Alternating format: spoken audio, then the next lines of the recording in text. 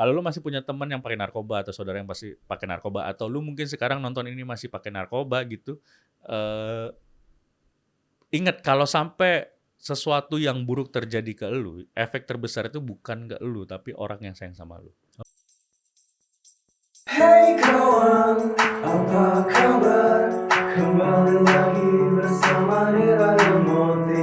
Kesepian kalian, obrolin aja.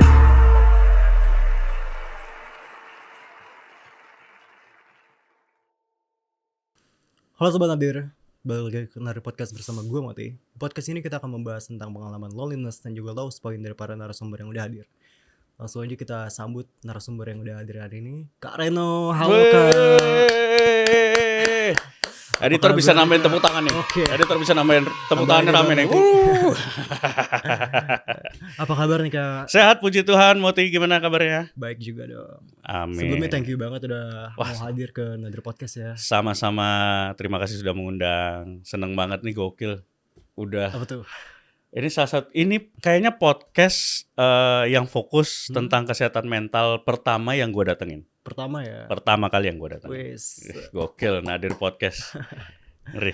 Karena emang itu tujuan kita sih buat raising awareness tentang mental health di Iya, Indonesia. iya. Penting banget sih. Emang kadang-kadang kita nggak tahu kenapa kita ngalamin sesuatu gitu. Ya. Jadi emang mungkin the problem is about your mental gitu. Betul. Oke, Kak, ini Ya. dong sebelum kita ngobrol-ngobrol lebih lanjut, silakan kenalin dirinya ke Sobat Nadir nih. Oke, perkenalkan Sobat Nadir, nama saya Reno Venadi. Saya sehari-hari adalah seorang stand up comedian. Terus juga saya punya grup komedi improvisasi namanya Improvindo bersama teman-teman saya berlima. Ada saya, Mo Sidik, Randika Jamil, Megdani, dan juga Isman HS. Terus juga saya punya podcast namanya Teras Belakang, ada di YouTube dan juga ada di Spotify. Terus ya kadang-kadang main film, main series, terus apa lagi ya? Udah sih itu aja kayaknya.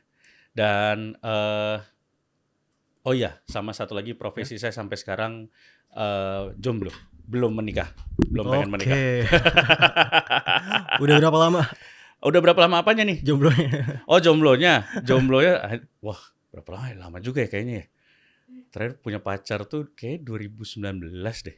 Berarti 5 tahun yang lalu ya. 5 Lama tahun. juga ya. Oh iya ya. Wah udah lewat 1 pemilu lagi. Menarik tuh. Oke, nanti kita bahas itu. Ya boleh. Berarti sekarang kesibukannya stand up ya? Ya Yang paling stand utama up. itu. Kalau yang utama mah sebenarnya podcast karena Utama podcast. iya yang utama Karena punya podcast. sendiri. Iya, yang rutin itu kalau stand up ya paling ngejob aja, ngejuri kadang-kadang sama yang lagi aktif-aktifnya banget Improvindo itu grup yang berlima itu. Kita Apa tadi bikin namanya, Kak? Improvindo. Itu kita Oke. bikin show sebulan sekali di Ketawa Oh, Comedy sebulan Club. sekali. Iya, di Fatmawati itu sih paling. Oke, awalnya tuh kenapa Kak tertarik sama stand up ini nih? Oh, wah awalnya tuh panjang banget kalau di Udah apa maksudnya lama banget. iya. Karena kebetulan gue termasuk yang angkatan awal nih dari stand up-nya di 2011. Jadi Oke. stand up Indo itu terbentuk kan di Juni 2011. 2011. Apa namanya? Nah, di Bandung itu kebetulan gue waktu itu kuliah di Bandung, ya. Oke. Gue kuliah di Bandung. Di Bandung itu temen gue ngeplay videonya Raditya Dika sama Panji waktu di Comedy Cafe. Nah, di Oke. situ gue lagi main di kamar teman gue, terus gue say, apaan tuh? Ini nih stand up nih. Akhirnya ternyata teman gue punya info, oh kalau di Bandung itu ada tuh tiap minggu open mic di Bobber Cafe. Akhirnya Oke. datanglah. Nah, gue tuh open mic pertama bulan Agustus kalau nggak salah, apa September 2011. Nah itu sih awalnya tertarik, terus akhirnya sampai sekarang keterusan. Wah, Gitu. oke. Di Bandung itu kuliah di mana Kak? Kemarin di Bandung itu di Unpar. Unpar. Iya, Oke. Universitas Parahyangan. Belajar apa tuh? Ambil apa? Belajar saya ambil ilmu ekonomi studi pembangunan. Oke. Itu kalau ada yang nyebutnya ilmu ekonomi studi pembangunan, ada yang nyebutnya ekonomi pembangunan, ada yang nyebutnya studi pembangunan. Gitu. Oke. Berarti kesana ngerantau ya? Ngerantau Dari banget. mana tuh? Dari sini, Jakarta? Enggak. Nah Enggak. itu kalau gua lahir di Jakarta, tapi Oke. kecilnya itu di Palembang sampai SMP kelas 2. Palembang. Sampai SMP kelas 2. Iya, terus SMP kelas 3 sampai lulus SMA itu di Jogja, kuliah di Bandung. sekarang di Jakarta. Rumah sih di Jogja sekarang. Rumah orang tua Oke. di Jogja gitu. Wah, ngerantau. Kemana-mana lah. Seru nih ceritanya yang ngerantau ini. Ya. Kalau kebetulan tadi juga ngerantau juga. Oh, Narasumber ngerantau juga. kita. Lu ngerantau atau asli Nggak, Jakarta? asli sih deh. Oh, asli Jakarta. Ya. Gak pernah kemana-mana. Gak pernah kemana-mana. Kemana-mana lah. Jalan-jalan lah. Jalan-jalan mungkin ya. Ya, tapi 3 tahun jalan-jalannya jangan pulang. Biar ngerantau. Kalau jalan-jalan doang mah besok juga pulang. Oke, apa tuh Kak kalau dari Kak Reno sendiri Ya. yang struggle ya sebagai anak rantau? Sebenarnya kalau dari sisi anak rantau, apa ya? Emang keinginan gua, Gua tuh dulu Sejak waktu di Palembang dari kecil itu kan ikut orang tua. Nah, terus pas kakak gua SMA itu gue posisinya gue SMP deh kalau nggak salah, apa ya SMP kalau nggak salah. Itu kakak gue pengen ke Jogja dan akhirnya SMA di Jogja kan. SMA di Jogja, terus beberapa kali gue kayak liburan, pas lagi liburan naik-naikan ke Jogja, terus kayak jatuh cinta gitu, kayak wah enak banget ya kayak hidup di Jogja gitu. Kakak gue ngekos kayak wah kayak seru deh. Terus seru gitu ya. nah gua minta lah ke orang tua, ya Reno juga pengen ini dong di Jogja gitu. Oke. Terus nah kakak gua itu SMA mulai di Jogja, nah gua minta, gue pengen SMA, waktu itu SMA di Brito di Jogja, ya relatif SMA unggulan lah gitu Kalau ya. SD Brito. Nah kalau SD Brito, tahu gokil. Tahu dong, Katolik. Iya, oh ya itu. Kalau di Jakarta ada CC, ada Canisius, ada Gonzaga, itu sama kita satu yayasan. Nah, karena gue dari Palembang dan Palembangnya masih kayak 4 jam dari Palembang, jadi kayak wah kalau gue sama Gimana? masih 4 jam dari kota Palembangnya gitu di Tanjung Enim. Oh, oke. Nah, karena bokap di Batubara dulu kerjanya. Nah, karena gue kalau SMA doang pindah ke Jogja itu kayaknya agak berat nih, takutnya nggak keterima segala macam. Akhirnya biar nggak terlalu jauh gapnya, SMP kelas 3 gue request sudah pindah ke Jogja gitu. Akhirnya SMP kelas 3 pindah ke Jogja. Dari situ masuklah ke SMA itu, ke The Brito itu gitu sih. Berarti awalnya di Jogja tuh ya. Nah, balik lagi ke pertanyaan yang soal ngerantau, sebenarnya dari sisi strugglingnya gue sih nggak merasa struggling ya, karena sangat menikmati gitu. Menikmatinya ternyata ya selain karena memang jauh dari orang tua ya. Bebas ya. Iya, siapa sih kita yang tidak ingin kan dari anak-anak sekolah. Tapi ternyata pada perjalanannya gue menyadari kalau gue tuh suka banget dengan lingkungan baru, dengan orang baru, kenal banyak orang tuh ternyata gue suka. Itu gue alamin, iya. Nah, ntar dulu kalau ekstrovert atau nanti ada tuh ke situ. Gimana? Pada perjalanan ternyata gue menikmati punya banyak, dan sekarang gue menikmati punya banyak teman. Ada teman yang di Tanjung Enim, ada yang di Palembang, ada yang di Jogja, ada yang di Bandung gitu. Gue ternyata happy gitu. Tapi apakah gue ekstrovert? Ternyata pada saat kesini gue tuh menyadari kayak gue bukan ekstrovert dah. Karena kalau gue di kosan nih kan kerjaan gak kantoran. Terus misalnya kalau nggak ada kerjaan ya yang gue lakuin adalah di kosan, internetan, tidur, bla bla. Ternyata gue happy juga gitu. Jadi kayak yang kalau ekstrovert kan harusnya kalau gue di kosan gak ngapa-ngapain, gak ketemu orang, pasti bete dong. Gelisah gitu. Ternyata gue enggak. Kayaknya mungkin gue nggak tahu ya, ini self diagnose mungkin ya Sobat Nadir yang nonton. Tapi gue merasa kayak gue ambivert gitu. Ambivert kayaknya. Amfibi introvert. Ambivert karena ternyata itu tadi gue ketemu orang banyak happy.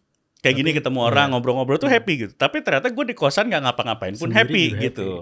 Nah gue bingung dah apa dah tuh jenisnya. Cek mungkin ya. Boleh dicek mungkin Sobat Nadir, kalau ada yang psikolog bisa dicek. Oh banyak nih kita. Wah iya mantap.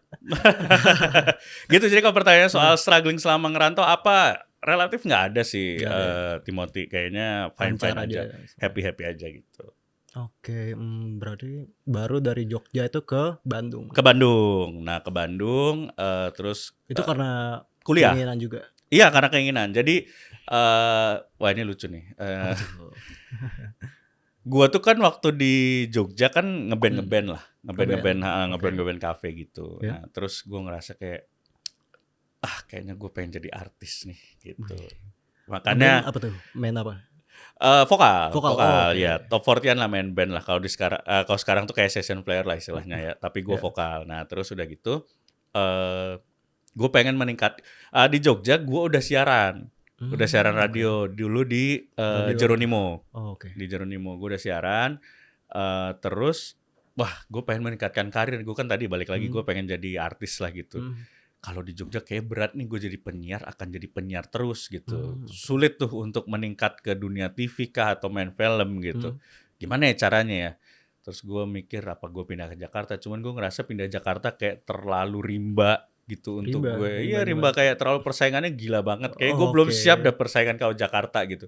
Kalau ini kejadian di sekitaran tahun Tahun berapa tuh? 2003. Gue tuh lulus, gue SMA kan 4 tahun veteran. Oh, oke. Gue itu kuliah 2007, gue pokoknya medio antara 2003 sampai 2007. Gue tuh sering banget kayak buka website radio-radio Jakarta. Ya dulu tuh masih MTV Sky. Oh no, udah Trax, Wah, terus nggak tahu. iRadio. Nggak tahu Trax. Waduh. Tidak tahu Clear Top 10 pasti ya kamu ya. Kabar-kabari? Nggak tahu. Dagadu? Nggak tahu. Iya. Selalu senang gue kalau Agak ketemu jauh Gen nih Z. gapnya. Gapnya terlalu jauh. Jadi gue tuh dulu sering banget nge-browsing website radio-radio Jakarta, Tim. Oke. Jadi misalnya radio apa, Prambors misalnya. Prambors tahu Prambors dong tahu. masih ada. Oke, Prambors. Terus gue liatin Prambors tuh ada, kalau lu buka websitenya pasti lu ada penyiarnya. Penyiarnya siapa aja. Betul. Gue liatin penyiarnya artis semua gitu. Semua radio Jakarta tuh dulu penyiarnya artis. Nah sampai gue bilang kan gue pengen naikin karir. Kalau gue siaran, gue pindah ke Jakarta, wah gokil saingannya Berat artis banget. semua gitu. Terus gimana ya?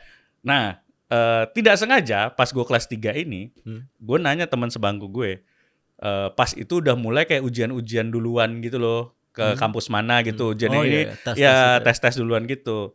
Gue nanya ke sebelah gue, lu kemana? Unpar dah kayaknya ini jalur prestasi. Dia bilang, emang pinter teman gue. Wah, Bandung ya? Bandung kayaknya menarik nih. Akhirnya udah dari situ gue kayaknya gue ke Bandung deh. Cari info tentang Unpar, daftar, tes keterima, udah. Terima langsung. Keterima gitu. Wih. Terus, nah gue siaran di Bandung, gue tuh 2007 pindah ke Bandung. 2007. Oke. Baru siaran ke Bandung itu adalah 2013. Iya 2013. 2013. Setelah gue justru beres Suci 3. Oke. 6 tahun kemudian gue baru siaran di Bandung, di Urban dulu. Tapi nggak lama, cuma 2 bulan apa 3 bulan gitu. Terus udah, karena gue harus cabut juga ke Jakarta. Gitu. Udah di Jakarta sampai sekarang deh, gini-gini. Sampai sekarang. Ya? Sampai sekarang gitu. Berarti setelah lulus itu Mm-mm. baru pindah ke sini. Baru pindah ke Jakarta, betul. Nah, udah deh sampai sekarang gini-gini, tim kegiatan. Kalau podcast itu? Nah, podcast bahas itu, kalau podcastnya namanya Teras Belakang. Jadi itu Teras Belakang tuh sebenarnya adalah yang kita undang kan teman-teman gue berdua punya itu sama Megdani namanya. Oke. Jadi ini lahirnya Teras Belakang ini adalah salah satu usaha dari gua dan Dani ketika kita pernah 2019 ketangkep. Ketangkep. Iya, jadi kita waktu itu 2011 Sobat Nadir, saya sama Megdani ini pernah tertangkap karena naik motor tidak pakai helm. Enggak dong. Nggak mungkin ditangkap kalau kayak gitu. Karena narkoba.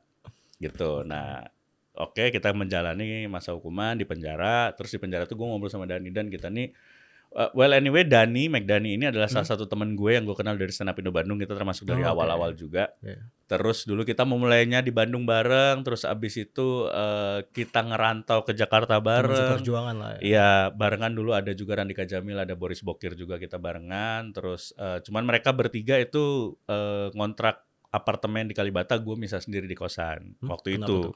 Karena kenapa ya waktu itu ya? Iya, kenapa ya? Oh, beda aja. Ya, karena emang mereka udah bertiga gitu. Oh, Emang oke. mereka udah bertiga. Nah, terus gue sama Dani waktu itu ketangkep. Terus di penjara tuh gue ngomong, kita nih start bareng, ngerantau bareng, mulai menapaki karir kesuksesan di Jakarta tuh bareng.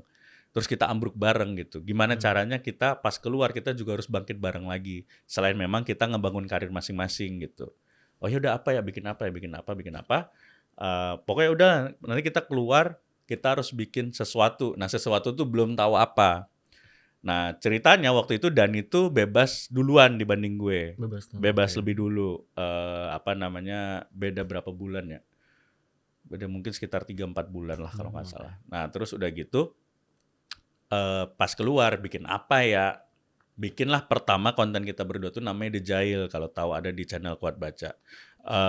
Itu kita jadi bikin konten pertama kali berdua, terus udah bikin, tapi itu bukan punya kita. Itu kita Iya, kayak iya, iya. jualan, kita present deck kita ke klien, terus akhirnya mereka mau dan itu sempat jalan 3 season. Oke, oke. Terus itu udah beres tuh.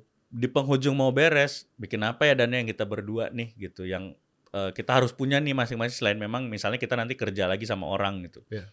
Akhirnya ya udahlah bikin podcast lagi tapi setnya beda, lahirlah Teras Belakang gitu. Sampai sekarang Teras Belakang itu kita episode pertama tayang tuh di Juli atau syuting tuh Mei akhir 2023. Oke. Tayangnya tuh kalau nggak salah Juni awal deh kalau nggak salah. Juni awal apa Juni pertengahan 2023 lah gitu. Udah Udah setahun setahun, ya, udah udah setahun setahun. gitu. Ya puji Tuhan progresnya menyenangkan. Terus juga itu jadi, nah yang ngebedain sama yang lain apa sebenarnya? Jadi yang Apa tuh? ngebedain tuh adalah kayak tadi gue bilang yang diundang kan teman-teman. Jadi ini sebenarnya bukan talk show, bukan interview gitu. Jadi ya udah ini ngobrol antara Nongkrong teman gitu yang ya. direkam gitu, kurang lebih kayak gitu. Oke.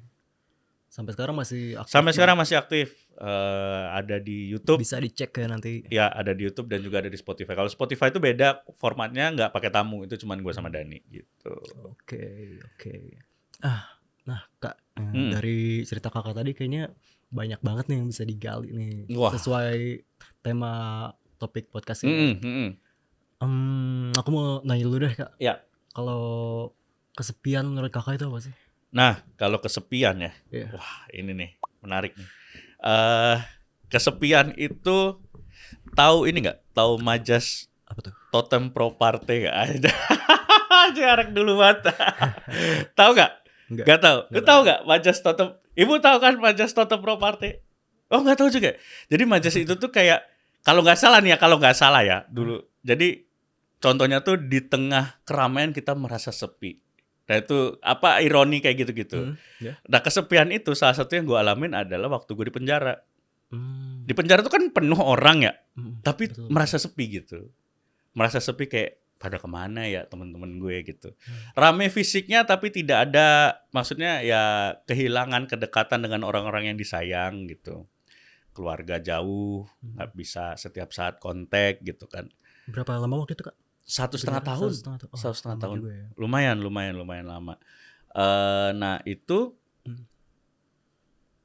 kesepian yang menurut gue pertama kali gue rasain lah itu. Ternyata gue bisa ngerasain kesepian gitu. Sebenarnya kayak kalau diputusin pacar pasti kan ngerasa kayak sedih gue sama siapa gitu segala macam. Tapi ya mungkin itu juga kesepian, tapi gue masih kayak terlalu cemen lah kalau gue nganggap ini kesepian gitu. Cuman kehilangan rutinitas aja gitu. Nah tapi kalau yang waktu gue di penjara itu gue ngerasa banget kayak yang apalagi kalau ada yang dibesuk gitu ya, kita teman satu sel ada yang dibesuk kan dia keluar gitu terus balik ke sel lagi terus mukanya terlihat happy gitu. Nah waktu itu orang tua tuh rutin ngebesuk seminggu sekali, tapi kan dalam seminggu sekali itu ada 6 hari berarti yang nggak dibesuk gitu kan, kecuali ada teman yang datang, ada beberapa teman yang datang gitu. Cuman nah di saat kesepian tuh ngelihat orang lain kayak wah habis dibesuk happy gitu, kita kemana ya gitu, nggak ada yang besuk kayak gitu-gitu. Nah itu kesepian, salah satu kesepian yang pernah gue alamin. Tapi cara gue bukan ngelawan ya, cara gue mengobati kesepian itu adalah kalau kan banyak ya kalau kita lihat sekarang banyak lah di quotes-quotes atau apa yang bilang kemana lu pada saat gue susah katanya temen gitu-gitu kan, pada saat gue susah kok yang kemarin ngaku temen sekarang pada ngilang gitu-gitulah. Termasuklah pada saat gue di penjara itu. Nah gue ngelawannya adalah sebenarnya kan gue bisa bilang aja kayak oh mana nih teman-teman gue, giliran gue di penjara nggak ada yang besuk gue, nggak ada teman-teman sejati gitu. Kan bisa aja kayak gitu. Cuman gue nggak mau kayak gitu karena kalau gue kayak gitu itu membuat gue jadi menyalahkan orang. Tapi gue lebih memilih mengubah point of view-nya dengan cara bahwa oh no, lu tuh harus sadar yang meninggalkan tuh elu bukan mereka gitu. Karena dengan lu memakai narkoba efeknya adalah lu ketangkep gitu. Lu akhirnya lu akhirnya ditangkap, lu dipenjara, lu diambil dari tempat lu yang biasanya lu ada di kosan atau di pergaulan gitu. Terus lu sekarang di penjara. Mereka mah tetap di rumah masing-masing, mereka tetap di kosan masing-masing. Mereka tetap bergaul dengan pergaulan yang selama ini ada. Jadi yang ninggalin tuh bukan mereka, lu yang ninggalin. Nah, dari situ gue ngerasa kayak oh gue tuh nggak berhak merasa kesepian, gue tuh nggak berhak merasa gue merasa nggak berhak menyalahkan orang lain karena yang salah tuh di gue. Nah, dengan gue menyalahkan diri gue atas apa yang gue lakukan, itu menjadi wanti-wanti gue ke depannya bahwa yang salah tuh elu, yang salah tuh bukan teman-teman lu, tapi yang salah tuh elu. Jadi lu ke depannya lu tuh harus berbuat sesuatu yang benar gitu. Itu sih kalau kata gue. Jadi mindset-nya yang diubah ya. Iya, mindset cuman sekedar mengubah point of view dengan apa namanya, dengan kejadian yang sama, kita ubah point of view itu efeknya ke tubuh kita tuh bisa jauh berbeda. Betul. Gitu. Ya. Padahal kejadian sama gitu kalau menurut gue. Dan itu pasti sepi banget ya rasanya. Iyalah, berhadapan dengan rutinitas tiap hari yang waktu itu berjalan lambat banget karena lu nggak bisa ngapa-ngapain gitu. Waktu di Polres kan bener-bener lu kalau keluar sel tuh cuman kalau ada yang besuk gitu. Kalau di lapas udah banyak kegiatan lah ya, misalnya lu pagi dibuka lu bisa berkegiatan ke gereja, kayak lu ke apa namanya, ada kayak semacam BLK gitu, balai latihan kerja gitu dulu, diajarin nyablon, laundry segala macam. Ada kegiatannya lah. Tapi yang berasa banget beratnya itu waktu yang masih di Polres itu, yang benar-benar 3 bulan, 3 bulan. Awalnya di Polres. Iya, 3 bulan lebih seminggu tuh, yang ngerasa berat banget kayak wah gila. Nah pas di lapas juga gitu karena yang namanya rutinitas itu kan pasti sangat membosankan, pastilah, pasti bosen banget. Lu pagi udah agenda itu udah jelas banget, udah kayak bangun, dibuka istilahnya buka grendel, buka pintu. Ini waktu di lapas ya orang berkegiatan, napi-napi berkegiatan. Ntar siang ditutup lagi untuk apel, terus nanti buka lagi jam 1:30 sampai sore masuk lagi sampai besok gitu terus. Waktu itu berjalan lambat banget. Nah itu yang ngebuat kayak wah gimana ya gitu, menjalani semua gitu. Pasti membosankan, pasti berat gitu. Banget sih. Iya, cuman pada akhirnya gue menemukan obat lagi gitu, dengan mengubah point of view lagi gitu, bahwa waktu itu lapas gue tuh bukan tipikal yang kayak gedung tinggi berlantai-lantai terus kayak kerangkeng gitu, bukan, tapi bangunannya tuh luas gitu, terus masih ada ijo-ijonya lah, masih terbuka gitu, jadi gue masih bisa lihat kayak ada pohon besar di luar gitu kelihatan, yang tingginya ngelebihin tinggi lapas gitu. Gue masih bisa ngeliatin pohon nih dari sini gitu, ini hal yang perlu gue syukurin gitu. Gue masih bisa ngopi gitu, gue masih bisa ngerokok, apalagi sih yang harus gue protes gitu, bahwa gue sekarang nggak bisa pulang, gue nggak bisa ketemu orang-orang yang gue sayang, yaitu sebagai penalti atas apa yang gue lakuin gitu. Gitu sih kalau kemarin sih Tom. Tapi awalnya sempet ini nggak sih ngerasa ya gimana ya namanya masuk penjara kan, ngerasa down banget. Iyalah pastilah pasti. Kan? Dan untuk bisa sampai ngubah point of view Kareno itu butuh waktu berapa lama kan? Akhirnya bisa gitu. Sebenarnya gini, jadi pas gue make narkoba itu, ini boleh percaya boleh nggak ya Timothy ya dan juga Sobat Nadir, mungkin sekitar sebulan terakhir setiap gue selesai menggunakan narkoba itu gue selalu kayak wah gue tuh pengen berhenti gitu, gue tuh pengen ngapain ya gue gini-gini, udah kayak udah kayak nggak asik nih gitu, levelnya udah kayak gue pemakai banget gitu, kayak wah gue pengen berhenti tapi beli lagi gitu. Sebenarnya udah ada tuh pergumulan di hati tuh kayak yang ini terakhir beli dah, ini terakhir beli, terakhir beli lagi gitu. Nah sebenarnya nah itu gue tuh udah udah di let's say sebulan terakhir lah ya, sebelum gue ketangkep itu tuh udah kayak mungkin ini feeling, mungkin kalau orang spiritual ini nyebutnya itu suara Tuhan gitu ya, atau apapun lah itu. Tapi gue merasa memang udah ada pergulatan batin di situ. Jadi once gue ketangkep, gue tuh udah ngerasa, nah Kano gitu. Jadi gue udah nggak berada di fase depres gitu, karena gue udah tahu nih sebulan terakhir udah feeling kayak, nah udahan dah, kayaknya jadi nggak enak. Nah kalau pemakai itu tuh kita tuh bermain dengan feeling lah kayak, aduh kayaknya nggak aman nih gitu, kayak kurang oke nih gitu. Nah kayak gitu-gitu tuh. Dan terbukti pada saat itu akhirnya gue kosan didatengin polisi, gue ditangkap. Nah sehingga pas gue menjalani itu, gue sampai ke Polres pada malam itu. Ini kejadiannya tuh Minggu dini hari, tanggal 19 apa 29 Agustus gitu kalau gue nggak salah. Tahun berapa itu, Pak? 2019. 2019 Ya. Nah sampai di Polres masih yang berada di fase kayak, karena ya dalam posisi habis make ya, masih kenceng segala macam, masih kayak ini nyata nggak sih ini nggak nyata nih gitu, kayak wow masih gitu-gitu terus tuh. Tapi akhirnya udah di Polres mungkin, nah nggak tahu jam karena kan barang-barang diambil, nggak ada jam di sel gitu, kayak ini jam berapa ya, terus nggak kelihatan terang gelapnya gitu kayak. Tapi kayaknya ini udah lebih dari 6 jam atau mungkin kayaknya udah sadar nih gue gitu, kayak wah ini beneran nih. Udah nih kayak wah gimana ya. Terus akhirnya momen pertama pas datang orang tua, pas dibesuk orang tua itu kayak yang wah tangisan bokap nyokap gue itu yang bener-bener memukul dan membuat gue jadi gue harus inget terus momen itu supaya gue nggak ngulangin lagi gitu. Itu momennya. Nah jadi kalau pertanyaan soal depres apa enggak atau terpukul apa enggak, pasti terpukul. Tapi terpukulnya tuh kayak gue lebih terpukul bukan karena gue bukan karena guanya yang harus berat menjalani. Tapi ini kayak gue di pledoi waktu di sidang tuh gue bilang gini, efeknya yang paling berat tuh bukan saya yang merasakan, tapi orang-orang yang saya sayang gitu, kayak orang tua saya gitu, tangisan mereka, sahabat-sahabat saya. Bahwa ini boleh dicatat ya Sobat Nadir. Kalau lu masih punya teman yang pakai narkoba atau saudara yang pasti pakai narkoba, atau lu mungkin sekarang nonton ini masih pakai narkoba gitu, ingat kalau sampai sesuatu yang buruk terjadi ke lu, efek terbesar itu bukan ke lu, tapi orang yang sayang sama lu. Orang sekitar ya. Orang sekitar, terutama orang tua. Misalnya lu udah punya istri ya istri lu, udah punya suami ya mungkin suami lu, udah punya anak ya mungkin anak lu gitu. Itu impact terbesar dari circle pemakai narkoba menurut gue.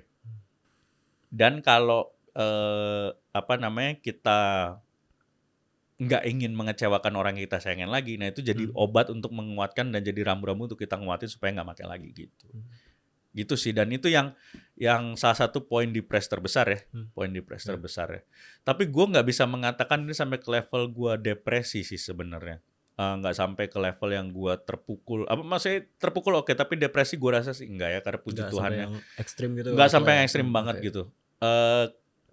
Karena balik lagi, tadi gue bilang, gue sadar apa yang gue lakuin pada saat gue pakai itu kan salah. Feeling gue udah kayak berkecamuk lah gitu. Jadi ya udah, once beneran kejadian gue ketangkep, ya udah. Kalau gue masih mengutuki diri gue, masih merasa depres, wah gue hancur, ya gue jadinya ya aneh gitu. Lu udah nggak tahu yang lu lakuin salah, lu udah sadar yang lu lakuin salah kan. Kalau lu masih pas begitu ternyata kejadian bener lu ketangkep dan lu masih protes, ya lu yang tolol, berarti kan gitu. Menurut gue gitu ya. Dan dengan gue menerima, nah ini juga Timothy yang ini ilmu yang gue dapat dari stand up. Jadi di stand up itu gue pertama kali mengenal satu kata yang namanya berdamai. Dan ternyata kata ini tuh powerful banget. Dulu tuh gue dikenalin kata berdamai untuk konteks stand up. Kayak contohnya misalnya kita lagi stand up, tiba-tiba mau punchline ada suara blender dari bartender bunyi, wah gitu. Ya udah berdamai aja, jadiin jokes aja itu gitu. Nah, terus misalnya kita lagi stand up, lagi mau punchline, ternyata ada orang bersin misalnya. Lagi hening-heningnya tiba-tiba lu mau punchline ada orang wacem gitu. Ya udah berdamai aja gitu. Nah, berdamai itu implikasinya adalah ketika di stand up, lu berdamai, lu bisa mencari peluang mendapatkan tawa dari kejadian itu. Oke, itu ya, itu ilmu stand up-nya. Nah, ternyata dari situ gue tuh belajar bahwa berdamai ini ternyata bisa gue terapin di seluruh aspek kehidupan gue. Luas ya, iya, ternyata luas banget. Dan dengan berdamai dengan apapun yang terjadi, Ya. jadi enak banget ngelangkah. Nah, Betul berdamai sih. ini implikasinya tuh di kehidupan nyata ini contohnya ya. Waktu gue ketangkep, nyokap gue tuh tiba-tiba ada yang nelpon ngaku dari polisi, terus minta duit 30 juta agar si Reno ini bisa direhab gitulah. Ya namanya orang tua kan dan nggak Ya. punya akses, gue nggak punya HP jadi nggak bisa tuh orang tua langsung transfer, intinya penipu. Terus nyokap dan bokap pas besok tuh cerita kayak, mama tadi tipu, nangis gitu lah ya. Terus gue bilang, udah mah nggak usah nangis, ntar duit mah ntar Reno cari lagi pas udah bebas gitu. Nah itu bentuk dari berdamai, maksud gue ya udah whatever happens gitu. Apa yang udah terjadi terjadilah. Gue nggak bisa kayak misalnya nggak terima terus gue nangis terus Ya. gue marah-marah, apa duit 30 juta ya balik, enggak kan? Enggak. Tapi dengan gue berdamai, gue menenangkan orang tua gue, bilang ya udah besok kita cari lagi, nggak apa-apa, anggap aja itu sekolah yang harus Reno bayar 30 juta tuh, biar kedepannya lebih waspada misalnya. Dengan ngubah tadi balik point of view plus berdamai, enak banget ngelangkah. Kayak ya udah, kayak apa sih yang sebenarnya apa sih yang sering kali bikin kita terpukul, bikin kita depresi adalah menurut gua karena kita belum berdamai, kita belum menerima. Kita belum berdamai, kita belum menerima, dan yang terpenting adalah kita belum mengakui kalau memang kita pada saat itu memang ya udah lagi ambruk aja gitu.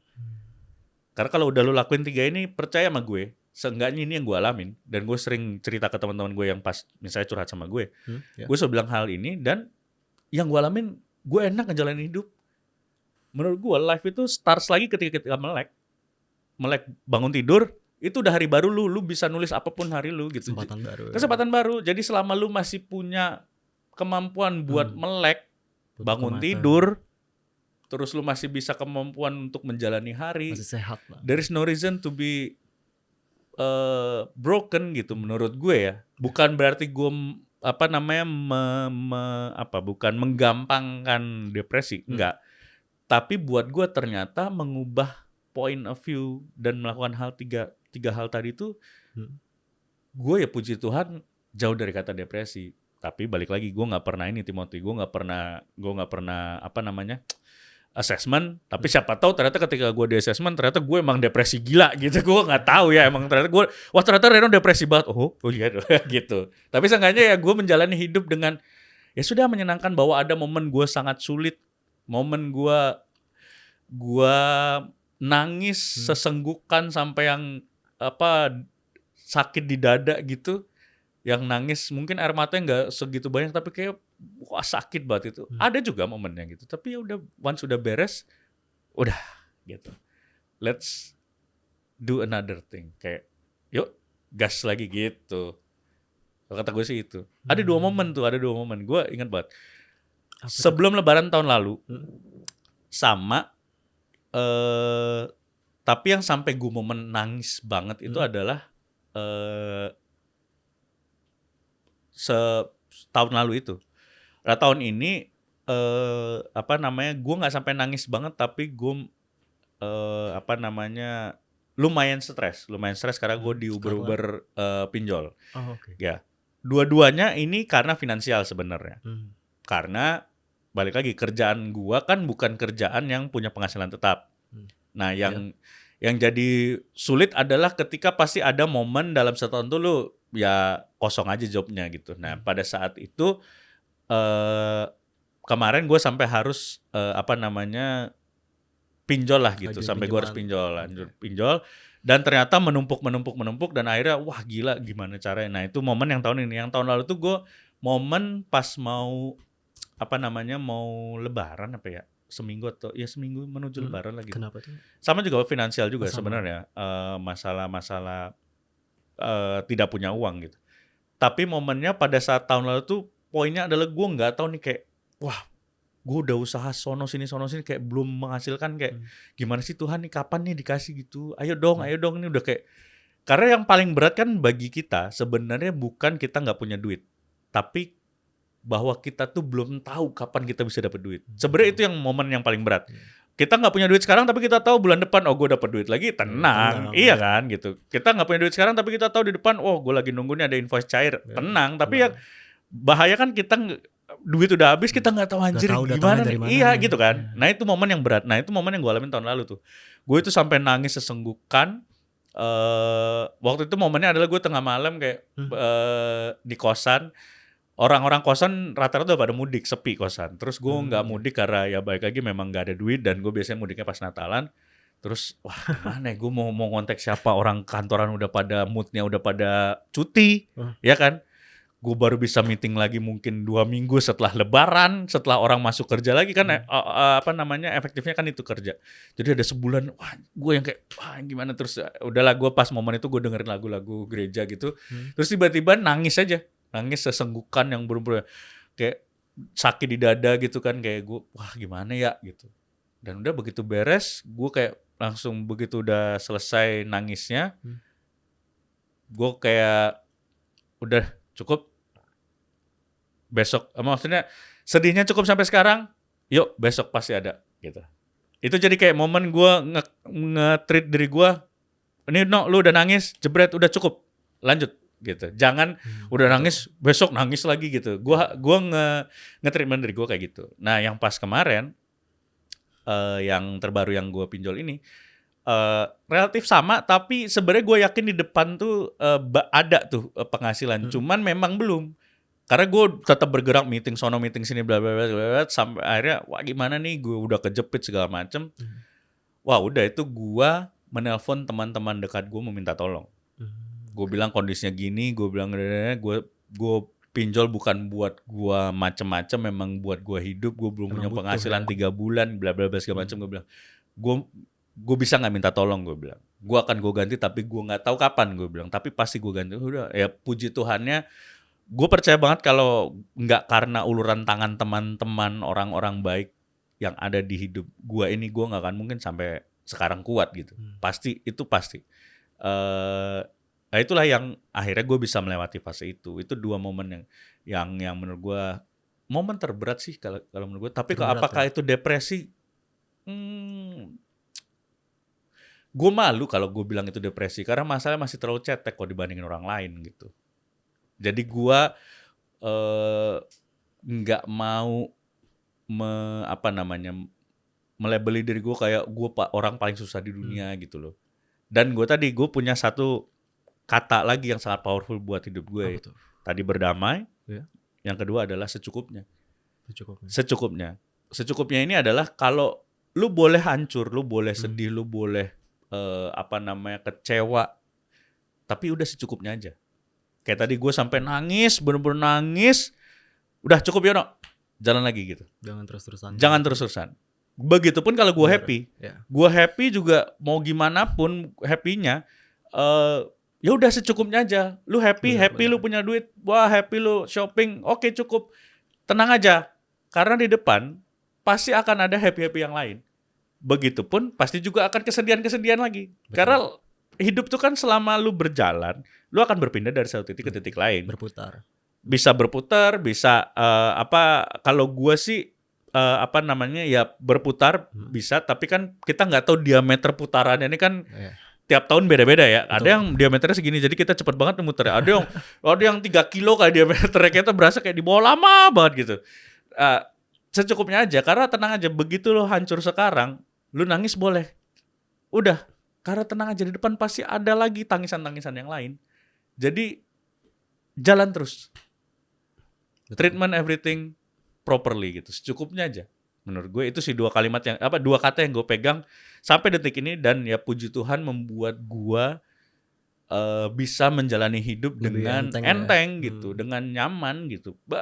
Betul. Bukan dengan nyaman sih, maksudnya kalau nyaman ya nggak pernah ada masalah gitu, tapi bisa menjalani Nggak hidup. terikat lah gitu. Iya, bisa menjalani hidup terus. Nah, itu mungkin kata-kata yang tepatnya, bisa ngejalanin hidup terus. Oke. Gitu. Itu sih Tim, kalau kata gue. Berdamai sama Secukupnya. secukupnya.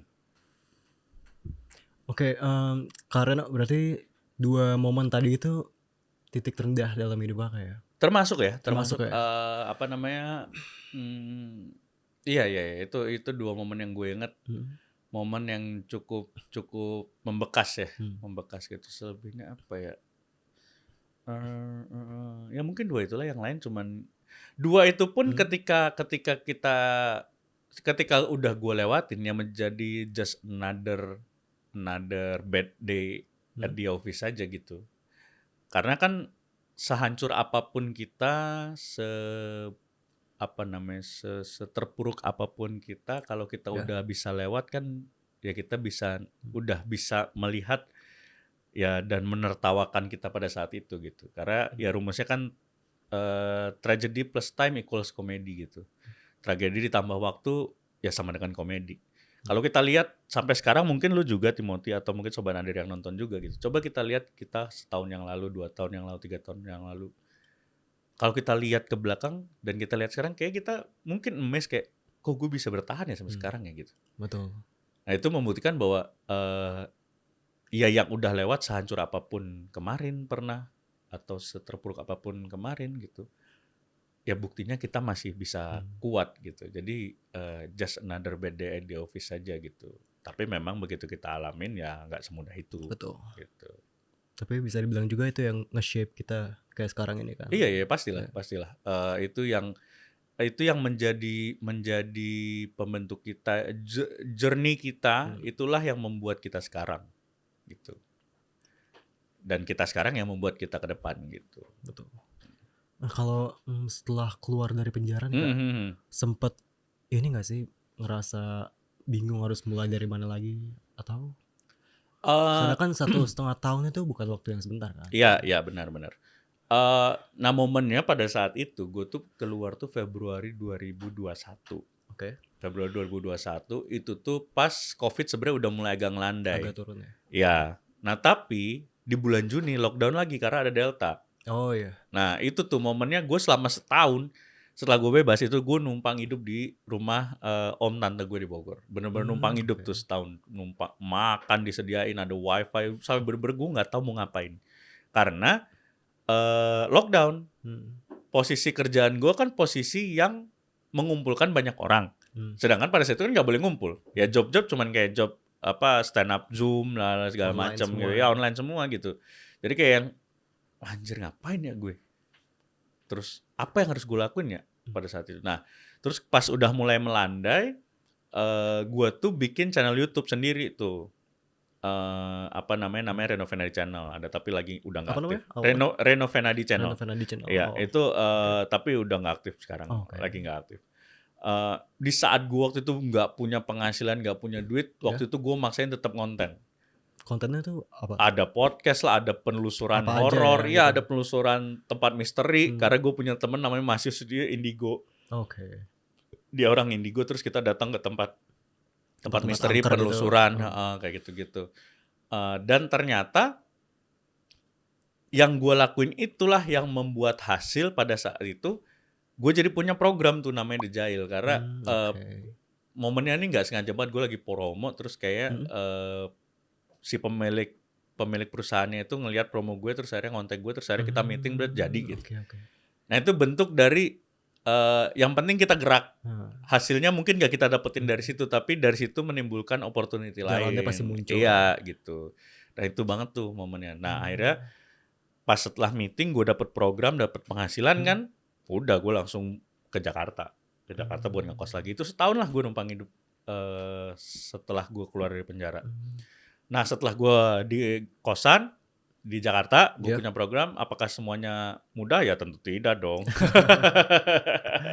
Ya tentu pasti tidak. Ada lagi ya. Ya pasti masih banyak. Makanya tadi gue bilang kan tenang aja. Lu satu selesai ntar depan ada lagi. Betul. Gitu. Ada lagi kayak gini misalnya sekarang lagi apa gitu. Udah tenang aja, besok juga ntar pusing lagi. Tapi setelah pusing kan ntar happy lagi. Udah. Ya emang hidup kita tuh kayak gitu-gitu. Apa lagi nih? Momennya ya itu kalau balik ke dua kejadian tadi kan, itu kejadian 2 tahun terakhir kan, gitu. Itu momen yang gue rasa kayak wah lumayan berat nih gitu. Gitu kurang lebih Timothy. Tapi Kak Reno ini kan kayaknya orangnya firm banget gitu ya. Pernah nggak sih kepikiran buat nyerah gitu? Atau nggak pernah?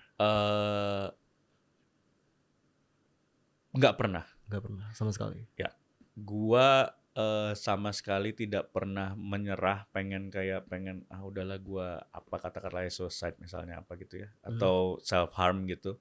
Nggak pernah sama sekali karena gua tahu itu sakit. Itu sakit. Gua nggak mau, udah jelas-jelas sakit mending gua nato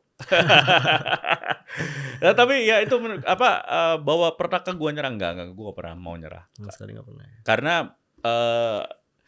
apa ya? Gue tuh termasuk orang yang beruntung karena bisa living the dreams gitu. Kayak gue tuh orang yang gue orang yang beruntung karena gue adalah sedikit orang yang mungkin diizinin untuk hidup punya penghasilan dari apa yang seneng gue lakuin. Gue seneng ngehibur orang, gue seneng gue tuh dari SMA Timothy, gue tuh nggak pernah udah bilang ke orang tua gue, ke teman-teman gue tuh nggak bisa nih kerja kantoran gitu.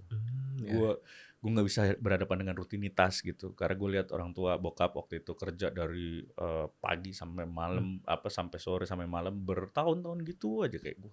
Nggak bisa. Gue kayak stres dah hidup di sini gitu.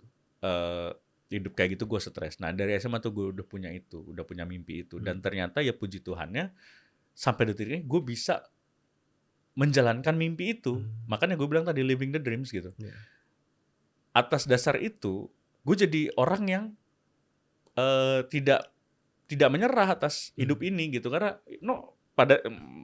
pada saat berat-beratnya lu nggak ada duit gitu, karena job lu lagi kosong, ya kan lu tahu profesi lu ini tidak gaji tetap gitu, tapi gimana caranya lu berusaha supaya lu tetap berpenghasilan walaupun lu tidak punya penghasilan tetap gitu kan. Nah, ketika lu ada momennya lu lagi kosong terus lu kayak mendingan gue kerja kantoran, ya lu berarti belum bersyukur atas hidup lu gitu.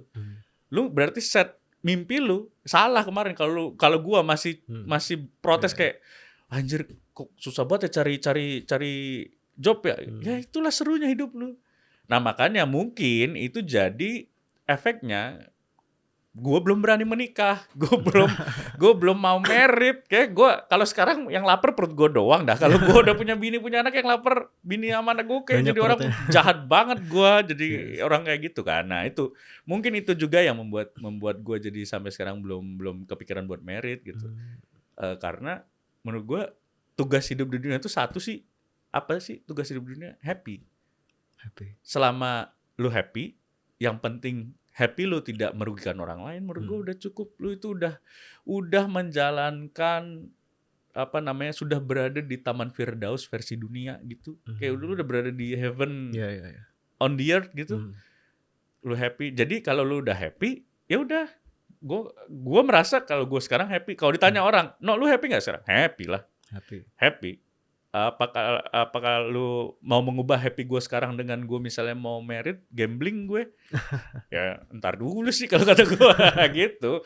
Kalau gue sih gitu, Tim. Jadi bisa dibilang semua challenge, struggle yang ada di hidup Kareno itu Kareno terima sebagai part dari mimpi Kareno itu. Iya. Jadi part of the journey gitu. Part of the journey, part of living the dreams gitu. Dan balik lagi gue bilang bahwa sekarang atau mungkin Sobat Nadir kan Serena gampang banget hidupnya. Ya karena udah lewat fasenya gitu. Tapi begitu pas hancur, terpuruk, berat ya berat bro. Maksudnya emang pas berat ya berat. Karena memang harusnya berat gitu. Tapi udah secukupnya aja beratnya. Secukupnya tuh ya udah karena lu masih punya hari esok kok. Lu tuh hari ini atau lu katakanlah 2 hari 3 hari misalnya lu gak tidur. Pas lu ada momen lu tidur lah. Begitu lu tidur, lu bangun, itu udah hari baru yang harus lu taklukin lagi. Udah hari baru yang harus lu gambar lagi hari lu mau kayak gimana, harus lu tulis lagi hari lu mau gimana gitu. Jadi selama masih ada hari baru, itu masih ada pengharapan buat Selama lu. masih melek ya. Selama masih melek masih ada pengharapan buat lu gitu. Jadi Betul. jangan pernah nyerah, jangan pernah mengutuki hidup ini gitu. Soal ini married tadi, belum married. Ya. Udah berapa lama jomblo tadi Kak katanya? Oh, 4 tahun kali ya? 5 tahun ya? 5 tahun ya tadi. Iya 5 tahun kayaknya. Selama itu gak ngerasa sepi Kak? Jomblo kan bukan berarti sendiri, Tim. Sama kayak itu tadi soal yang point of ngajak view sama- doang. Gak punya status bukan berarti sendiri. Bukan berarti sepi. Bukan berarti sepi ya. Iya. Yang Sama punya kayak status gitu. juga bukan berarti ada pasangan kan. Enggak selalu kok. Kalau kita balik tanya ke orang yang punya pacar, apa lu sekarang punya pacar? Iya. Apa pacar lu emang jadi partner terbaik lu? Kan belum tentu juga. Gitu. Jadi nyaman aja nih sendiri. Ya nyaman aja so Selama far sih nyaman. ada sih momen-momen kayak gue mulai kepikiran kayak apa gue harus merit ya biar hidup gue nih ada tujuannya gitu. Kadang-kadang cuma mikir gitu juga gitu. Karena kalau kalau merit kan katanya lu jadi punya tujuan, lu cari duit jadi ada hasilnya gitu. Lu cari cari duit untuk menghidupi istri, menghidupi anak lu gitu. Tapi kayaknya gue mikir-mikir, ngapain gue nyusahin diri gue sendiri kayak. Bayangin lu punya duit 10 juta, lu sendiri nggak merit, sama 10 juta lu punya anak 2, pasti kan lebih enak lu hidup 10 juta nggak ada siapa-siapa dong. Bener sih. Iya kan? Tapi ya gue nggak tahu ya ini apakah perlu Apakah dicontoh mungkin? apa enggak Oke. gitu maksud gue. Tapi menurut gue bahagia gue tuh ya ini gitu. Bagian dari prinsip gue tadi sih.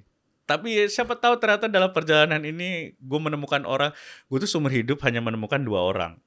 Yang 2 orang cewek, 2 orang pacar gue ini yang menurut gue layak jadi orang yang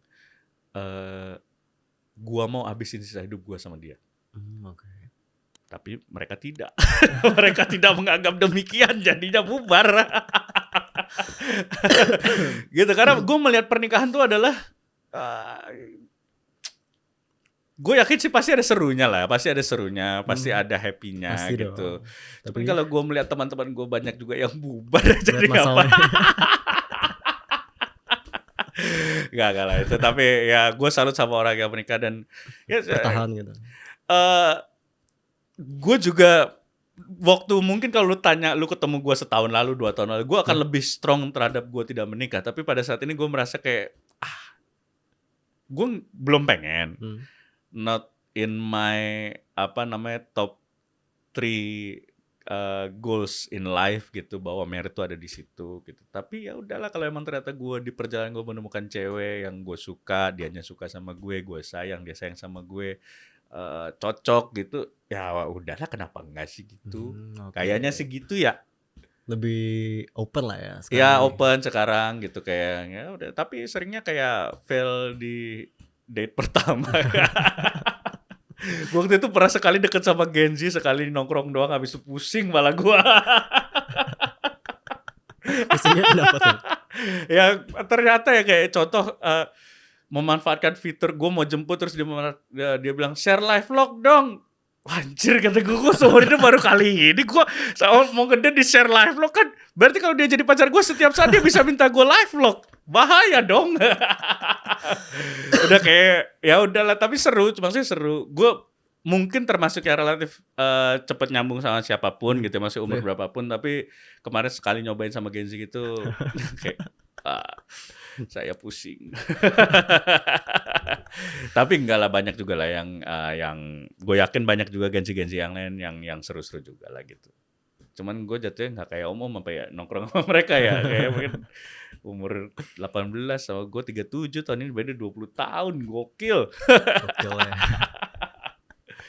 Gitu sih kalau gue melihat pernikahan ya sekarang. Mungkin lebih santai, ya udahlah yuk gitu kalau emang ketemu gitu. Mungkin abis ini ketemu. Maybe. Karena pasti abis ini mungkin ketemunya. Kalau kemarin kan nggak Iya, mungkin, betul. udah lewat. Kemarin mah bukan mungkin, udah. Kalau ini ada nggak sih Kak pelajaran berharga yang menurut Kakak paling berharga banget itu? Dari apa yang semua yang udah Karena lewatin lah gitu. Kalau pelajarannya ya menurut gue dari semua yang gue bilang tadi, ya tadi gue memegang 2 kata dalam hidup gue, di kamus hidup gue, berdamai dan secukupnya. Terus selama tadi sih gue bilang, yang penting kita bergerak. Kita tuh pasti berpindah ke satu titik ke titik yang lainnya gitu. Betul. Kalau dalam hal ini finansial, ya pasti selama lu bergerak, Tuhan tuh juga gak akan diam kok ngeliat lu kayak ini si Reno udah gerak mulu, masa gak gue kasih sih, pasti gue kasih lah nih gitu. Kalau dalam sisi kehidupan misalnya, lu lagi berada di fase yang berat sekarang, tapi lu terus bergerak aja, pasti nanti lu bergeser kok dari titik terberat lu sekarang gitu. Kalau lu dari ya banyak hal lah, selama kita bergerak, selama kita masih ada hari baru sih, ya pelajarannya adalah nggak ada alasan untuk stop gitu. Dan menurut gue pelajaran yang terpentingnya juga adalah jangan lupa bahagia. Jangan lupa bahagia tuh ya tadi gue bilang, selama tujuan hidup kita di dunia ini kita hanya tujuannya bahagia. Agama apapun hadir, ajaran-ajarannya tuh pasti kalau kita menjalankan ajaran agama pasti itu akan menjadi manusia yang bahagia gitu. Betul. Well, basically semua itu tujuannya adalah kebahagiaan. Yang penting kebahagiaan lu tidak merugikan orang lain gitu. Jadi jangan lupa bahagia untuk lu. Kalau lu di satu sisi lu di saat ini lu merasa jadi orang yang sangat hancur gitu. Lu ngerasa kayak Sangat nggak ada rendah yang gitu. nggak ada yang sayang lagi sama gue di dunia ini gitu. Jangan lupa lu tuh masih punya diri lu yang juga sayang Betul, sama lu. betul banget itu. Kalau ada orang lain yang sayang sama lu, berarti nggak ada alasan lu nggak sayang sama diri lu. Betul. Gitu sih. Dan itu alasan yang udah sangat cukup untuk lu harus bertahan dan bergerak gitu. Gitu sih kalau menurut gue pelajarannya. Wih, mantap, keren. Say. Oke, ini Kak. Ya. Tadi kan kita udah cerita tentang lowest point Kareno, udah yang berat-beratnya lah. Ya. Aku mau nanya nih Kak, sekarang apa sih momen paling bahagia di hidup Kareno? Wah. Yang paling berkesan, terkenang, teringat terus lah. Iya. Pasti ada dong. Ada banget. Apa yang date sama Genzi itu? Wah. Ini salah satu momen ya. Ini terjadi waktu gue suci 3 dulu. Gue kan suci 3. Oh, awal banget ya. 2013 tuh. Masa kecil gue tuh gue habiskan dengan nonton film Warkop tiap kali ada libur lebaran, ada libur sekolah. Di TV tuh selalu muterin Warkop. Dan pada saat suci itu, jurinya adalah Pak Dindro. Ya, Pak Dindro. Nah, momen yang setelah, maksudnya di suci kan tiap minggu hampir ketemu, gue tuh bertahan 8 minggu apa 6 minggu lah gitu. Jadi kenal personal sama Pak Dindro gitu. Cuman ya udahlah ya, maksudnya kayak, gue happy banget kenal personal. Terus pas suci 4, gue pas lagi main ke Usmar apa kalau nggak salah waktu itu ke Usmar Ismail, pas lagi mau nonton suci 4 gitu, terus ketemu Pak De, gue tuh udah dari jauh tuh Pak De tuh udah nyamperin nih, terus tiba Reno, apa kabarmu? Maksudnya dari yang idola dulu sampai sekarang inget nama tuh kayak itu wow moment, itu wow moment banget sih, itu salah satu momen paling wow gitu. Itu yang agak-agak dulu. Nah yang terbaru adalah gue tuh kan selalu percaya langkah pertama dalam apapun adalah langkah tersulit. Betul. Ya kan? Iya. Pasti langkah tersulit tuh. Langkah tersulit. Pecah telur tuh ada momen paling sulit tuh. Nah, setelah gue bebas dari penjara 2021, itu tuh gue tuh dulu sering banget lah job keluar kota, keluar pulau gitu, naik pesawat, dan gue selalu happy dengan hal itu gitu. Nah, dari 2019 gue tuh ya job-job mulai ya masih ngerintis, terus kadang-kadang off, kadang ada, selalu menyenangkan, tapi gue tuh kayak punya sempet waktu orang sudah mulai liburan-liburan gitu kan ke Bali teman-teman gitu. Posting-posting gitu, gue tuh wah kayaknya seru banget ya ke Bali, kapan nih gue bisa ke Bali lagi. Oh, gitu jadi ya. FOMO ya? Ya FOMO, kalau bahasa sekarang FOMO gitu ya. Nah terus gue kayak gue lupa deh momennya gue tuh ngomong ke Tuhan atau gue cuman bergumam atau gue cuman mikir gitu ya, kayak wah kayaknya enak ya ke Bali ya gitu. Terus tiba-tiba gue bulan puasa kemarin itu dapat film. Gue dapat film dan syutingnya itu adalah di Jogja dan Bali. Oh iya, filmnya film apa? Sang Pengadil. Nah ini kita tayang kapan nih? Ini tayangnya 2 minggu lagi. 2 minggu lagi tuh. Nah tanggal 18 Oktober ini gala premier film gue. Nah tayangnya minggu depannya. Jadi silakan ditonton kalau mau, itu namanya Sang Pengadil filmnya. Nah itu tapi by the way gue nggak berkomedi di situ. Ya lumayan lah. Oh ngapain jadinya dong? Main lighting. Gue jadi pengacara di situ. Tapi memang bukan komedi, bukan film komedi. Film apa? Film drama tentang pengadilan gitu. Nah, Oke. terus akhirnya gue dapet kerjaan tuh syuting film ke Jogja dan Bali. Gue tuh selalu senang punya ada job ke Jogja karena sekalian pulang kan. Pulang ke rumah dibayar gitu, selalu menyenangkan. Nah, ternyata plus Bali. Jadi setelah gue syuting di Jogja, kita geser ke Bali. Pas banget itu. Terus ada momen kayak tengah malam lagi nongkrong sama si Prisiana Sution sama Om Jose Purnomo gitu, kita di beach club gitu. Bukan beach club sih, kayak kayak resto pinggir pantai gitu malam-malam. Bertiga tuh ngobrol-ngobrol terus gue ada momen kayak Pi, Om Jose bentar ya gue ke pinggir laut. Ngapain malam-malam? Gue bilang nggak apa-apa lah, gue bilang jalan-jalan nyentuhin kayak, karena nggak ada momen main ke pantai kan. Syuting gue tuh kemarin cuma 3 hari 2 malam apa. Yang kepake syutingnya banget sehari semalam. Sehari kita datang, sehari untuk pulang gitu. Jadi nggak ada momen untuk ke pantai banget. Nah gue tuh itu kayak pengen nyentuh kaki gue ke pasir pantai gitu. Udah gue jalan ke pantai di daerah Seminyak situ. Terus gue ngadep ke laut gitu kayak, Tuhan gokil ya, lu kalau ngasih langsung ngebrebet gini, kata gue. Itu ada momen yang kayak gue wow gitu, kayak gue kemarin kayak gue belum lama dia mikir kayak gue pengen ke Bali kapan ya tuh. Dikasih ke Bali, bukan cuman ke Bali tapi sekalian dikasih pulang, kalian kerja sekalian ke Jogja dan dibayar lagi. Iya, dan dibayar lagi. Jadi gue istilahnya gue bisa melakukan gue dikasih Tuhan apa yang gue pengenin, terus gue tidak mengeluarkan uang kayak wow gitu, kayak wow oke gitu, kayak malah dapat duit. Wah kece banget lu bro. Kayak itu kan. Nah itu salah satu wow moment. Nah gue mungkin kalau boleh nambahin banyaklah kadang-kadang hal-hal yang ternyata anjir kok gue bisa tercapai ya gitu, kok gue bisa dapat ini.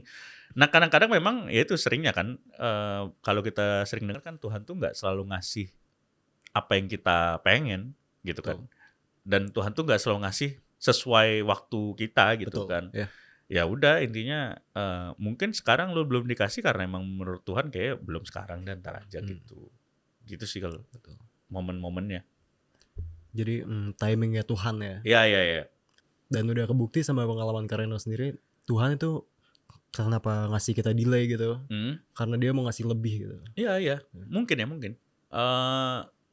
Pada akhirnya kita bisa ngelihat itu karena ketika itu sudah terjadi kan. Walaupun mungkin butuh waktu yang nggak sebentar gitu, tapi pada akhirnya terjadi kok. Kayak contoh, ya gue ngebahasin teori pawang hujan aja. Kita semua tuh bisa jadi pawang hujan. Cuman emang ya waktunya aja beda-beda. Betul. Tapi hujan pasti berhenti kan. Lu datang aja ke teman-teman, gue bisa berhentiin hujan. Tapi 3 hari kemudian baru berhenti. Berhasil kan gue? Ya kan, semua pawang hujan berhasil. Cuman mungkin yang pawang hujan emang sakti ya dia bisa berhentinya sekarang gitu misalnya.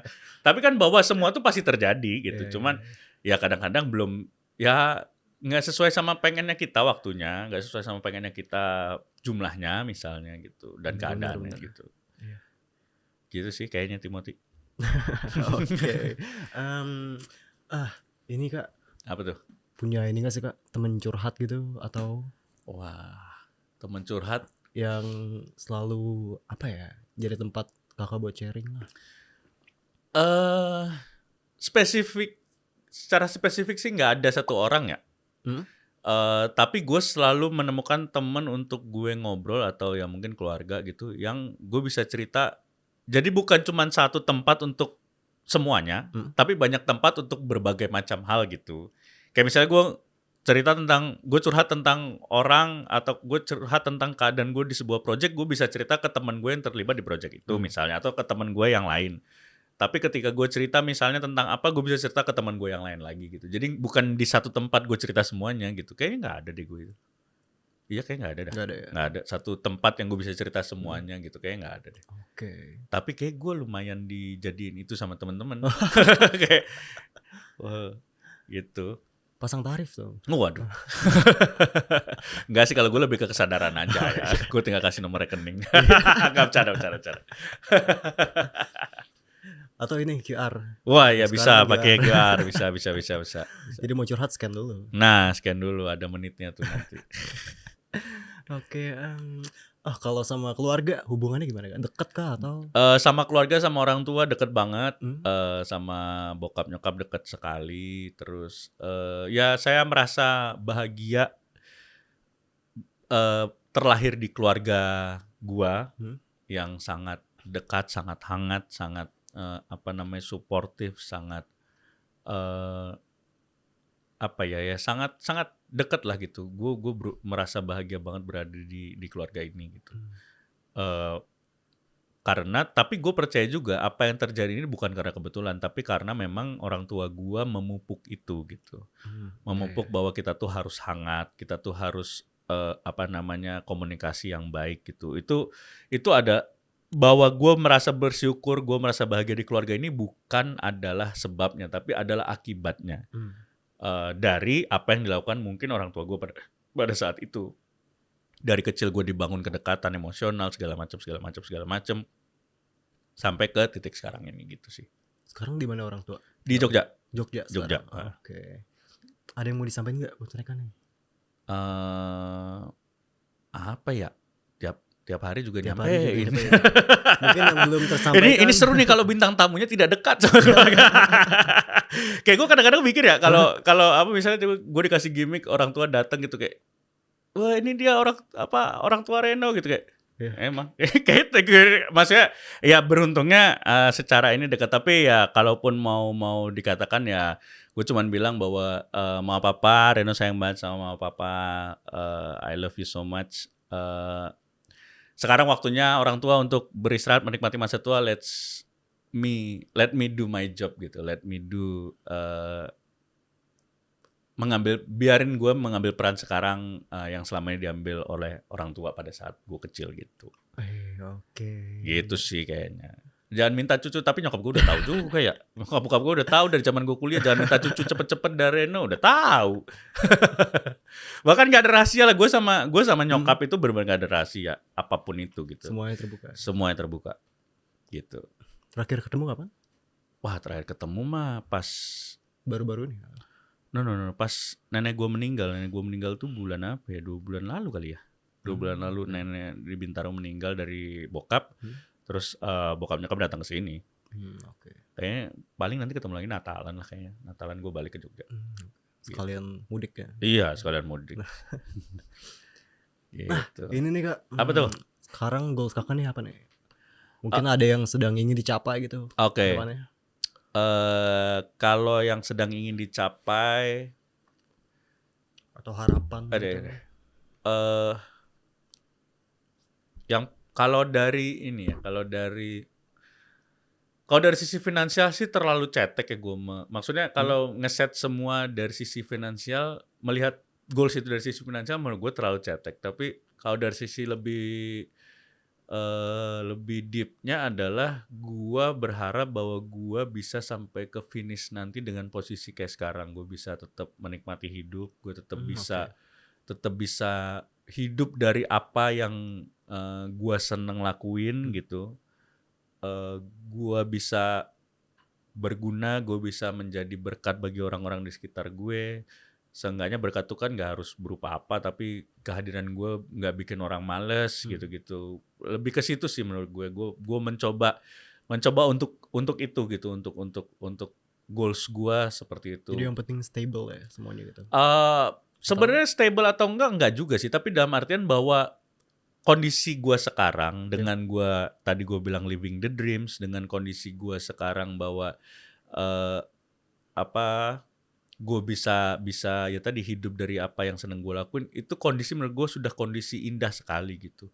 Nah gue pengen kondisi indah ini terus gitu, bahwa implikasinya itu banyak banget nanti, bahwa implikasi dalam perjalanan itu pasti akan banyak sekali, tapi gue mudah-mudahan gue pengen tetap terus seperti ini gitu, karena mungkin ini yang membuat gue secara nggak sadar ya, mungkin ini adalah yang membuat gue bisa tadi menikmati hidup, tidak merasa depres gitu, karena kebayanglah orang-orang yang mungkin menjalani hidup tidak sesuai dengan apa yang dia impikan gitu, apa yang dia menjalani hidup dengan penuh keterbatasan pilihan hidup itu kan pasti berat banget sih. Iya, pasti berat banget kan. Lu mau mulai hari dengan lu anjir lah gue harus ini lagi. Kayak bukan diri sendiri gitu. Iya gitu. Jadi tapi lu harus melakukan itu karena lu punya tuntutan, lu punya apa tugas yang harus lu lakuin, lu harus survive gitu-gitu. Ya gue beruntung, makanya gue bilang gue beruntung menjadi sedikit orang yang bisa living the dreams itu gitu. Bener. Gitu sih. Kebayang sih pressure-nya. Gitu. Nah gue merasa beruntung gue bisa menjadi gue yang sekarang gitu sih. Oke, jadi itu ya harapannya. Semoga bisa Bisa terus kayak gini terus lah. Iya, gitu. Semoga bakal kayak gini terus. Amin. Oke, ada yang mau dipromosiin gak nih Kak? Kalau buat Sobat Nadir Mungkin sih, acaranya nanti nih. oh iya boleh. Kalau Improvindo, grup gue berlima, itu ada gua, Mo Sidik, Ranika Jamil, Isman Hais, dan juga Megdani. Kita punya grup komedi improvisasi, namanya Improvindo. Kita itu bikin rutin show sebulan sekali di Ketawa Comedy Club. Silakan Sobat Nadir follow aja Instagramnya di Kepoin. @improvindo. Nanti ada pengumuman di sana. Atau silakan juga mampir ke YouTube gua dan podcast gua di Spotify. Ada teras belakang. Silakan mampir-mampir ke sana. Gitu. Itu mau dipromoin acara yang nanti tuh. Yang mana tuh? Tapi enggak ini ya, tayangnya setelah Yang mana nih? Perpusnas. Oh iya udah lewat, Iya, udah lewat lewat. ya, Nah ini kalau lo nonton ini udah lewat. Kita kemarin habis bikin acara di Perpusnas dengan teman-teman kaukus Udah lewat acara. kesehatan jiwa. Udah lewat tapi acaranya. Oke. Sebelum kita akhirin Mhm. ngobrol-ngobrol kita kali ini tuh Kak positive quotes buat Sobat Nadir. Waduh, positive quotes ya. Ya. Positive quotes-nya melindungi, mengayomi. Quotes polisi. Quotes-nya ini sih apa ya? Gini. Syukuri apa yang lu punya. Jangan fokus sama yang lu nggak punya. Oke. Syukuri apa yang lu punya. Jangan fokus sama apa yang lu nggak punya. Atau syukuri yang lu punya. Jangan sesali apa yang nggak lu punya. Benar-benar. Fokus sama diri lu, lihat ke diri lu, pasti banyak hal yang bisa lu syukuri dari diri lu. Dan jangan biarin hal lain, jangan biarin orang lain, jangan biarin hal di luar lu yang menentukan bahagia lu gitu sih. Jangan ngebandingin diri kita ya. Iya gitu. Karena sekarang di dunia sosmed semakin jauh kan. Betul. Kalau dulu Jadi, mungkin yang iya. bikin kita bikin perbandingan cuma tetangga Persaingannya radius. cuma tetangga. Iya, tetangga radius berapa atau teman kerja atau itu Iya. yang lain. Tapi sekarang kan seluruh baru dunia. lu bisa ngelihat istri Cristiano Ronaldo kemarin baru beli emas di mesin di koin emas itu, beli anaknya beli koin emas kayak beli permen. Lu bisa ngelihat itu jadi salah satu anjing gue pengen kayak gitu kan, gila ya. Maksud gue kayak ya itu ketika lu nggak pinter-pinter membatasi hal di luar lu menjadi indikator kebahagiaan lu, nah itu yang agak-agak serem tuh. Betul. Jadi makanya fokus ke diri lu sendiri Sobat Nadir. Ketika lu fokus ke diri lu, lihat dari A sampai Z, dari ujung rambut sampai ujung kaki, lihat di sekitar lu, yang ada di diri lu akan punya banyak hal untuk lu syukuri. Betul. Gitu. Oke, Kak Reno, thank you banget ya udah Sama-sama mau Timothy. hadir ke Nadir Podcast, sudah Terima mau kasih sharing juga. pengalamannya dan ngasih insight yang bagus banget. Terima kasih Sobat Nadir juga, Nadir Podcast, Timothy dan juga teman-teman. Mudah-mudahan ya apa yang gue omongin tadi, ya itu cuma omongan-omongan ini doang. Enggak dong. Sebelum itu. Iya. Ini Kak, kita punya merchandise buat Kak Reno. Terima kasih. Obrolin aja keren Itu nih. 150.000 ya Kak? Oh iya. Kalau plastik dibalikin berapa? Kalau plastiknya doang? 200. Oh, malah lebih mahal. Oh tapi penting nih, obrolin aja. Nih Betul. bener nih, gue setuju Itu banget. tagline kita. Gue setuju banget karena semua hal itu jadi masalah karena tidak ngobrol. Betul. Dan gue percaya semua hal bisa diselesaikan dengan ngobrol. Gitu. Keren. Oke. Terima kasih Nadir Podcast, terima Sama-sama, kasih Kak. Timothy ya. Terima kasih Sobat Nadir. Gokil. Kita foto dulu Kak. Boleh dong, ayo.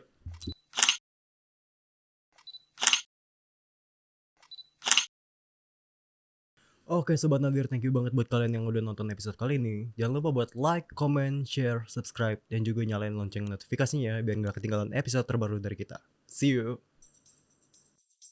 Hey kawan,